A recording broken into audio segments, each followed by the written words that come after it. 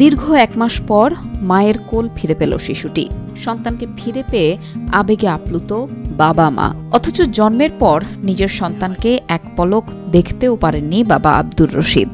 মেয়েকে ফিরে পেয়ে ভুলে গেছেন গুলিতে আহত, অস্ত্রোপচার সহ সব ব্যথা যন্ত্রণা। এখন বাচ্চাটাকে আনে দিছে, এটাতে আমি খুব খুশি হইলাম। আগে যতটুকু খুশি ছিলাম না, এখন তার চেয়ে ডবল খুশি হইলাম। গত 4 আগস্ট বৈষম্য বিরোধী ছাত্র আন্দোলনের মধ্যে সংঘর্ষে গুলিবিদ্ধ হন আব্দুর রশিদ। তার চিকিৎসার খরচ জোগাতে মাত্র 3 দিনের কন্যা সন্তানকে বিক্রি করতে বাধ্য হন রোকেয়া বেগম।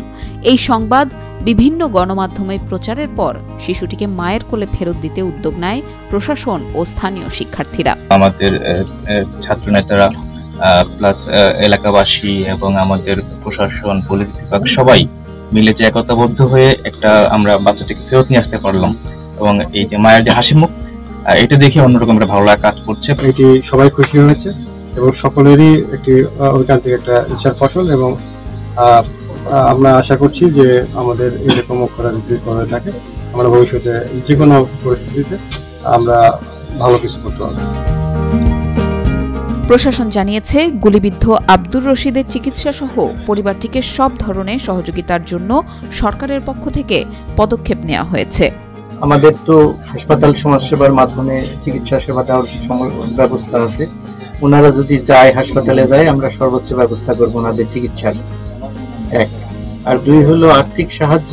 আমাদের যদি ফান্ড অ্যাভেলেবল থাকে তাহলে আমরা দিতে পারবো। ওই অনুসারে মাধ্যমে আমাদের কাছে কিছু ফান্ড আসে, আমরা মানুষকে সাহায্য সহযোগিতা করি। উপজেলা প্রশাসন এবং জেলা প্রশাসনের পক্ষ থেকে তাদেরকে একটা আর্থিক অনুদান দেওয়া হলো এবং পাশাপাশি আমাদের যে সামাজিক সুরক্ষা বেষ্টনী আছে, যেটা উপজেলা প্রশাসনের নিয়ন্ত্রণে পরিচালিত হয়, সেই বেষ্টনীর আওতায় পরিবারটিকে কিভাবে আনা যায় এবং তার যে জায়গাটাতে সে বসবাস করে সেটাতে বিদ্যুৎ সংযোগ দেওয়া যায় কিনা সেই বিষয়টা আমরা বিবেচনায় রেখেছি এবং তাকে ভবিষ্যতেও যে পরিবারটি যেহেতু খুবই অসহায়, এটা কিভাবে সহযোগিতা করা যায় সেটাও আমাদের মাথায় আছে এবং সেই চিন্তাটা আমরা রেখেছি।